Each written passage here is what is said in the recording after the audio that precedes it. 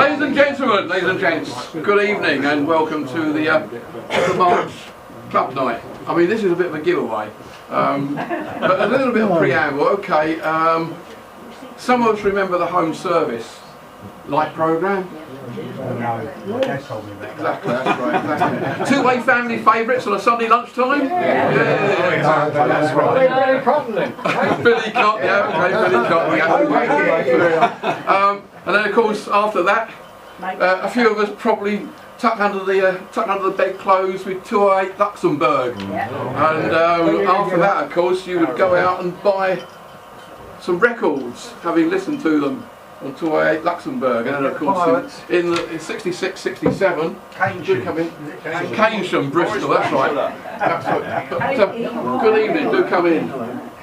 But so in 66, 67, we had the Pirates, Caroline, London. Not quite sure which one was your favourite. Anyway, the catalyst for all of these, was the radio, or the radiogram.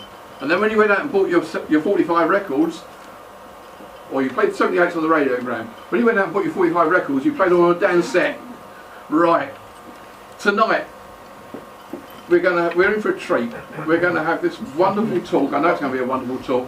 Our speaker tonight is from the Monks Ely Bygones Club, and it's called Sounds of the Past. And all the equipment at the front here is a bit of a giveaway. So our speaker tonight is Paul Goodchild from the Monks Ely Bygones Club, who is going to tell us all about radios and assorted ephemera from that era. Ladies and gents, Paul Goodchild. Right, good evening ladies and gentlemen.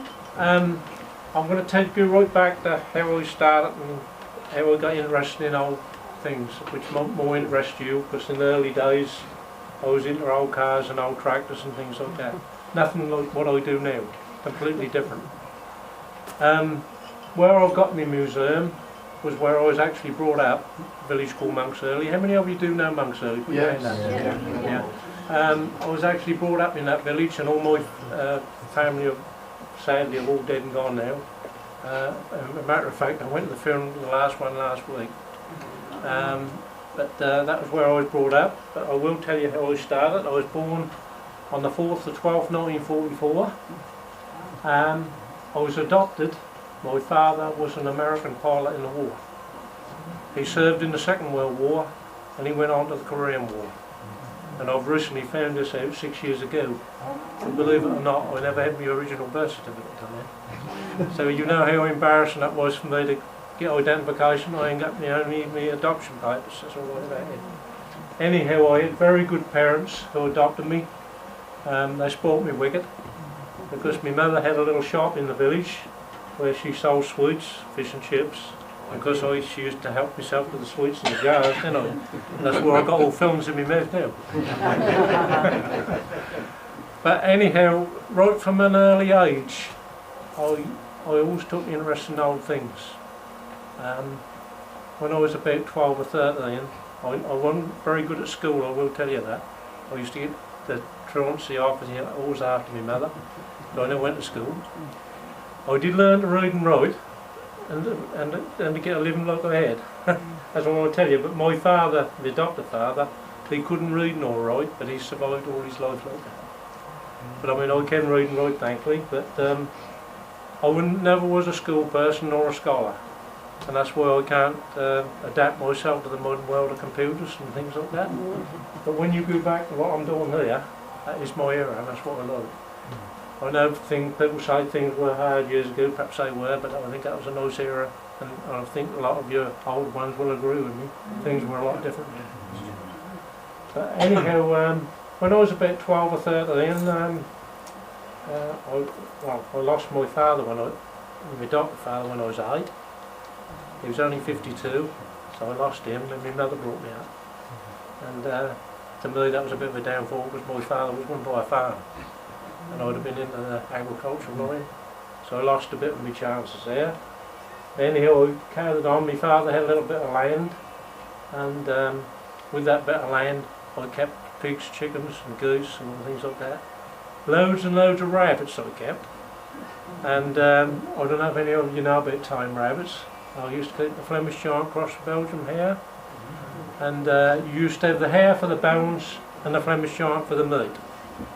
And I used to sell them to a gentleman who used to come around every week and take them to London, and he used to sell them to the Jewish restaurants up there. And I used to supply him with 20 rabbits every week when I was 12 or 13. I had about 400 or 500 rabbits. And I had them all in boxes, so I used to go out around with a bag. That's why I suck on bags' shoulders now. Bags of wet rabbits' food and things like that I used to do, done all that. But anyhow, when I was about 14, my father left me a nice orange standard Fordson tractor. I don't know if any, do you know about tractors in the UK? Anyhow, I was really hooked on old tractors and engines. That was farming thing, that was my thing. But I said when I left school I wanted to work on a farm, which I did. But anyhow, before I left school, I had this old Fordson and I played about with it. I didn't know nothing much about mechanical things at all. I learnt the hard way. I set the tractor on fire once, and myself and all. Learnt all things like that. And now I'm going to tell you what I learnt to drive with was a Morris 10 car, and you're going to cry what I'm going to tell you. I took all the body off it, just had the bare chassis and the engine, and used to drive around the fields with it. And that's how I learnt to drive. That was my father's old Morris 10, and so that got me hooked on sort of old vehicles and that. But anyhow, I got in the tractor line, and that time of the day you could go to Ernest Stowe's yard and buy tractors quite cheap. For instance, I will tell you, standard Fordsons then, you could buy a good one for £40. And E27N, the high major, you get one of them about for £30. And when I went to Ernest Stowe's at Malden, the yard was like chock-a-block full of them. And I could have any choice in it all. But I'd saved enough money for my rabbits and that to buy a decent tractor. I had £70 in my pocket, which was a lot of money then. And I finished up coming home with a Massey Harris 744 with a P6 diesel engine in it. And I was chuffed as a new boy with that. And Ernest Stowe let me have it for that money. They put a new battery on it and delivered it to mine to Monks Early. And that when I was 14, and that's how I started with that. I had that one, and then the local farmer had a Case DC. I don't know if you know that model. That was a Case DC, and I bought that for £20. And I had them two tractors, and I used to farm a piece of land what my father left me, about 5 acres, and I used to plough with a drag plough when I was about 14.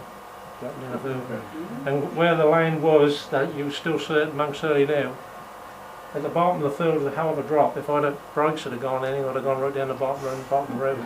My mother used to have a fit when she was sitting on it. But I used to love it. And that's how I done. I self-taught myself to do a lot of mechanical work, to learning the hard way, pulling things to bits and messing them about, you know. But I'll have a look at some of my notes because I can't remember everything. A lot of the tractors I had when I first started collecting were Alice Chalmers, International Model H, Massey Harris 744, Standard Fordson, David Brown Crop Master, Bristol Crawler, E27N and a Case DC. And plus I had loads of stationary engines. And as you all just mentioned, I was the chairman of the Monks City Bygone Club. In November last year I retired.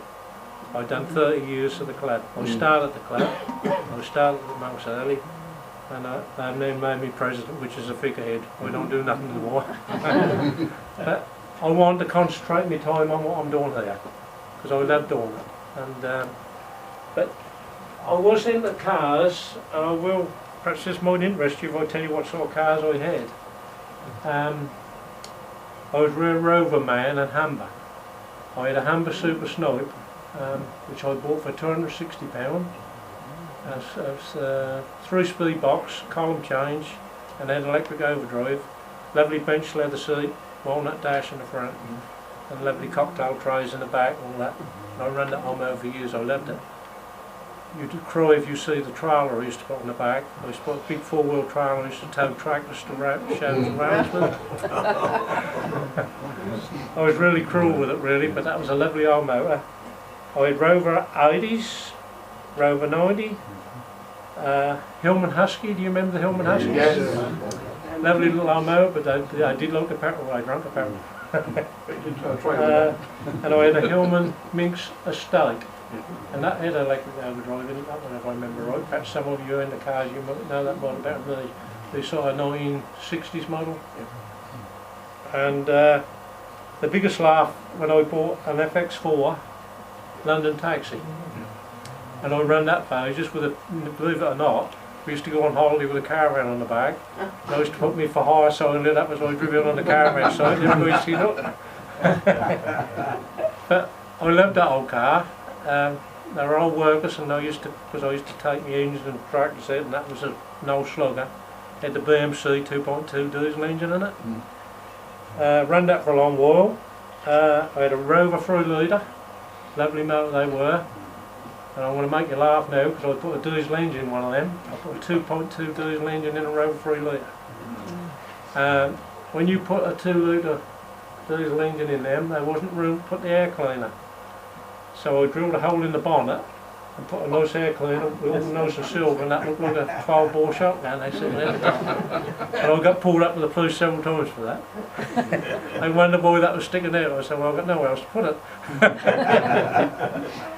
The most sad car I had, well, I'm jumping the gun a bit because that was the last one I had, was a Wolsey 10. Have anybody ever seen a Wolsey 10? Because this car I sold 24 years ago and I haven't seen it since. That was a 2-tone green, and that was a very rare car. That had the same engine as a Triumph sports car. That was a BMC engine in it, but that's a very rare car, and I haven't seen one since.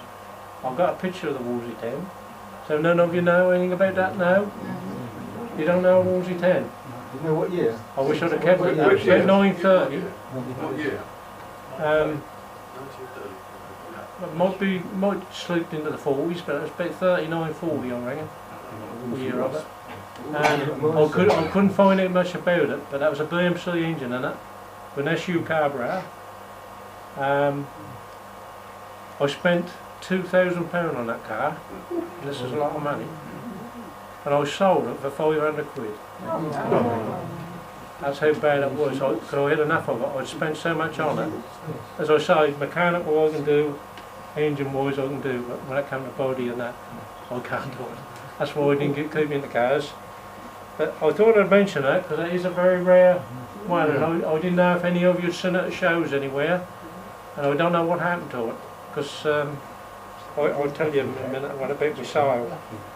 I also had the Comicod van, VW camper, which are worth a fortune now. That was a 1972 one I had, blue and white.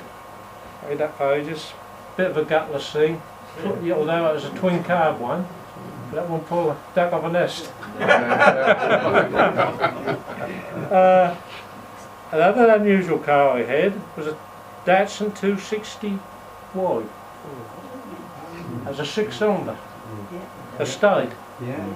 Have you anybody seen one of them? Yeah. Yes. And then twin headlamps on the front. Those, yeah. Yeah. We used to sell And that that's your window in the back. Yeah. in the 60s. Well, I haven't seen one since I had one. It was a lovely motor. It was an automatic one I had. Very quiet, very well. The only problem I had with it, I blew the head gasket a couple of times, so I had to jump with that. Escort, the good old mark, I don't know what mark it is, the Escort State I had. A Wartburg. Anybody had 2-stroke? Yeah. 3-cylinder. Yeah. I had one of them. Morris Thousand vans I had galore, but when I first started work I used to run them. And the usual thing used to happen to them, the front wheel used to snap off and come on the bonnet. Because of that kingpin, it was on a thread, that used to shear the thread and the wheel flew off. You all know about that if you've been in the cars. The J4 van was a nice old van, you remember them? I had one of them. And now, that's stand outside now, what I finished up with was my Ford Transit Crew Bus. 1989, I bought it brand new for £9,000. And that's up for sale on eBay now. And that's a sad day for me to get rid of that. But that's petrol and that's a bit thirsty to run only do 20 to go. But that's some of the cars I had anyhow. I thought that might interest you.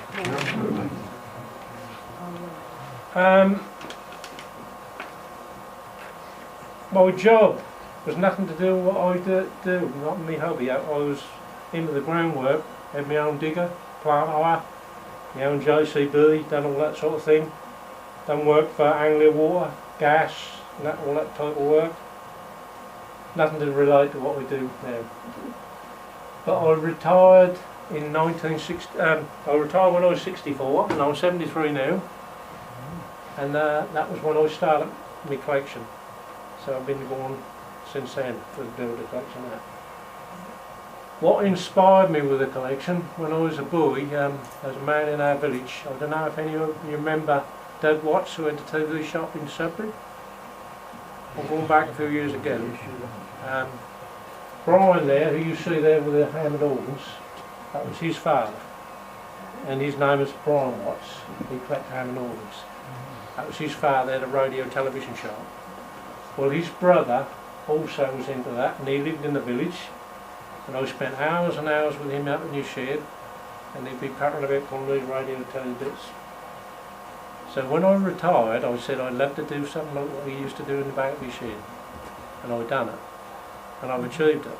And I'm not qualified electrics, I might tell you. I've had a few shocks and a few things like that. But as I say, I'm mechanical minded. But as luck happened, as time went on, I started collecting. I met my colleagues Dan and Dave. Dave is a qualified television engineer. He still do work for BBC television now. If you see televisions on the telly now, old black and white one, they insist that even if they don't have them on, they have to be all up and running and working. So we refurbish them and do them, and he still do it to this day. So I'm lucky to have him with me, and if you come over to the museum, you'll see I've got a whole row of tellies and they're all working and showing things there. And Dan, a qualified electrician, but not a qualified, not trained radio engineer, but he's a bee's knee for radios as well. He can do anything, and he's done a lot for me. Without their help, I wouldn't have done it, you know. But Brian, who come in, he played all them lovely Hammond organs. That one that you saw in the pictures, the 1938 one. I got that on my little trailer on the back of the transit, and that made a poor little trailer down on the chassis and struggle to get it in there. He is a professional organist.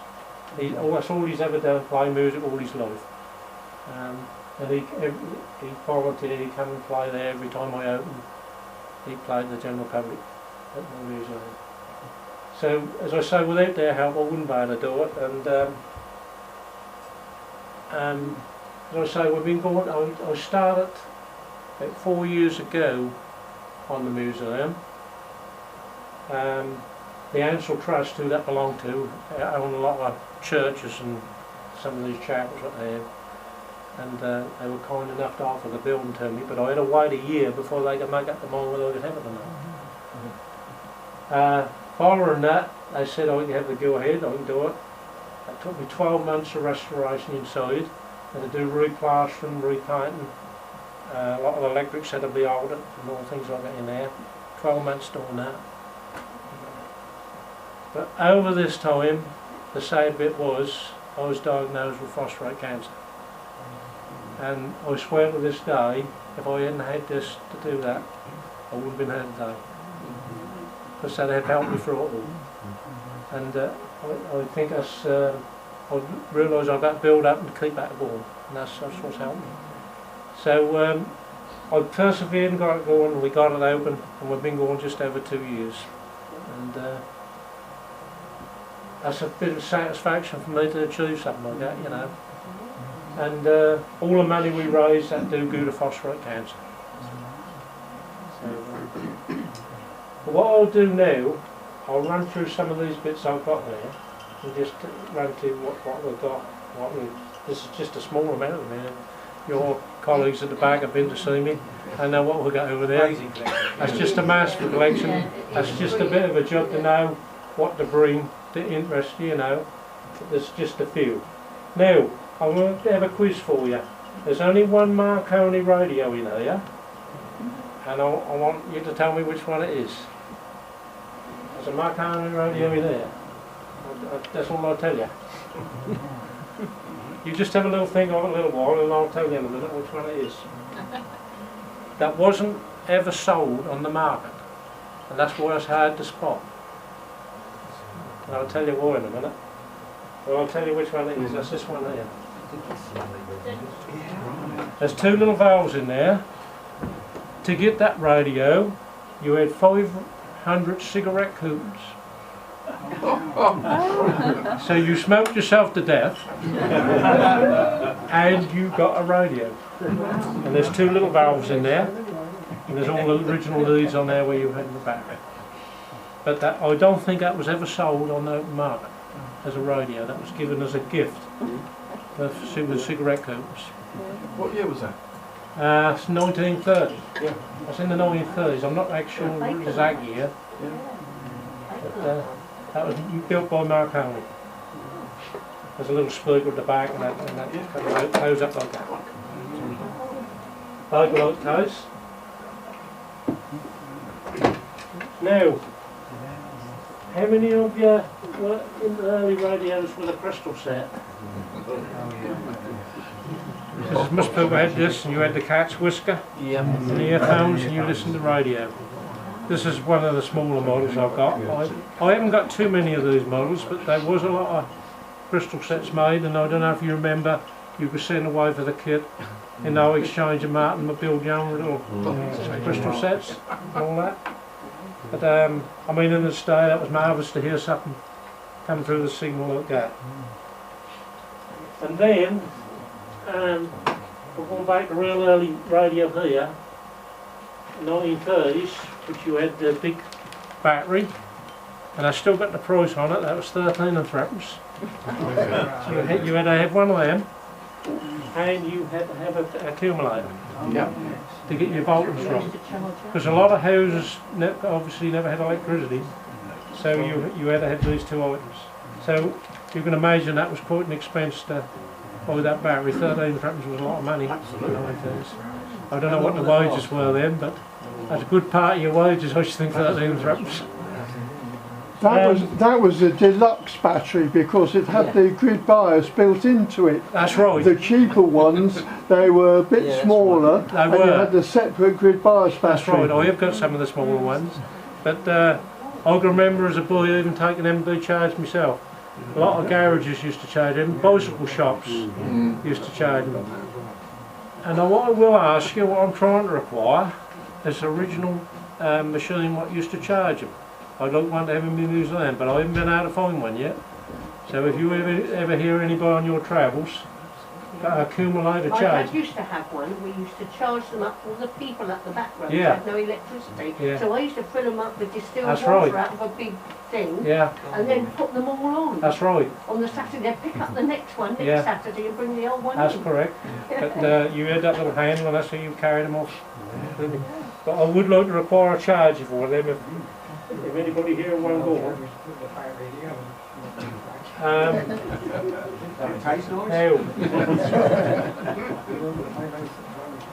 it might not matter, it's a bit difficult when I ain't got time to show you all. This is what they call a wartime radio, which came out, it was quite a cheap radio in the wartime. It's in the one plain case, 1940s. And you're never going to believe me, but that is a 1940s portable radio. And there's valves in that. I don't know how long the batteries last, but the actual strap is the aerial.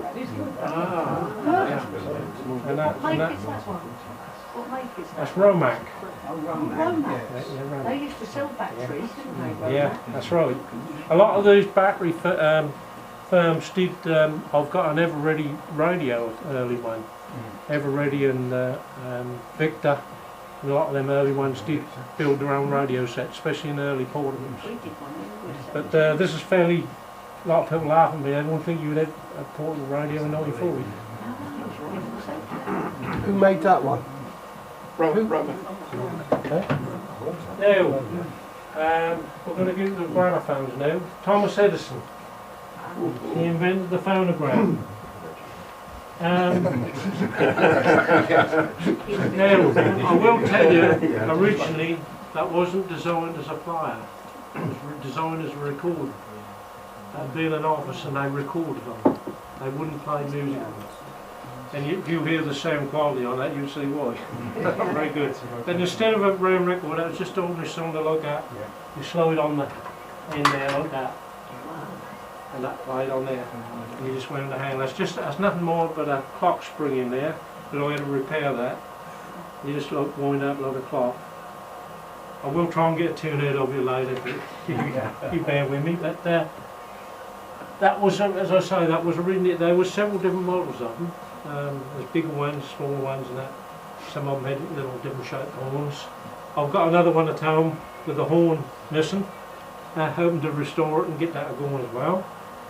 And then you'd have gone from that to the sort of 1930s, the old horn gramophone is Master Spice.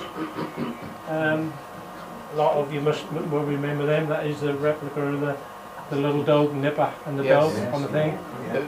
If I don't know if that's on the film, but I'll show you in a minute. We had a colleague of mine. He made one out of paper mache, Nipper the dog, and I've got another one there. And you've got Nipper the dog looking in the horn. I will tell you a little comical. Like that. Yeah, that's right. I'll tell you a little comical tale because he made it out of paper mache.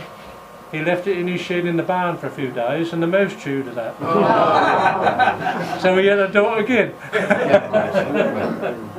But anyhow, we went from that, and then because you must all have one of these old line-up gramophones, Columbia, and several different makes made one of them. I had one myself as a boy. I went right up into the 1950s I made them wind-up gramophones. Right. And then, of course, we got a bit more upmarket, and now, I wonder how many of you had one of these? How many had one of them? I bet you don't know what it is. That is a record player. It plays on the radio. Yeah, he's got it. What is that? You plug it in the back of your radio. If you look in any old radio, it had an extension for an extension speaker, or that said gram on the back. Oh, yeah. And you plug that into the back, and you use the radio as an amplifier and speaker, and you play the record through that. I have got one working in the museum. If you come over here, you'll see it working. But a lot of people had them. So what year would that have been then? Well, that could have been. 50s, 40s. That could have gone earlier than that, perhaps. Yeah. Even. Yeah. I mean, because some of the early radios, I don't expect you'd have got it in this model, but you'd have got it in more later model. Obviously, I can't bring all the models of radios I've got so many, but they have got the output where you put a gram or extension speaker. Nearly all had that right on the back. Started doing that. So, look, now that's a Bush in a bag like case. But that one is a 1950s one, but I've also got the 1940s model. The only difference is, this is a metal grill on the speaker front, and the 1940s one is a cloth front. Yeah. But, very similar shape, quite thought after now, to the collectors say look, they love them sort of thing. Well, I can remember as a child, my parents had one of those, identical. Yeah. I will just pass you round. That is a bit of a read up about the wooden radio civilian radio. If you want to just have a read on that, instead of me reading there, you can pass that round. That is the radio here, but as I say, we'll go to this one. Believe it or not, Harold Page. Does anybody know Harold Page, Ipswich? He had 3 radio shops in Ipswich. And this is one of these radios. That's 1948, look, and that's a portable, and that's got valves in. That's quite heavy. Yeah, I do. It's a heavy radio. And that was a case in point where there was a battery manufacturer. But I will tell you, Harold Page is still alive. He's 95, and he gave me a collection of rubbish radios, and I got them on show in the museum. But had I seen him a bit sooner, he had a lovely collection. He'd have let me have me for the museum. I didn't see him sooner. But his father was called Buddy Page, I think. and I've got a picture of his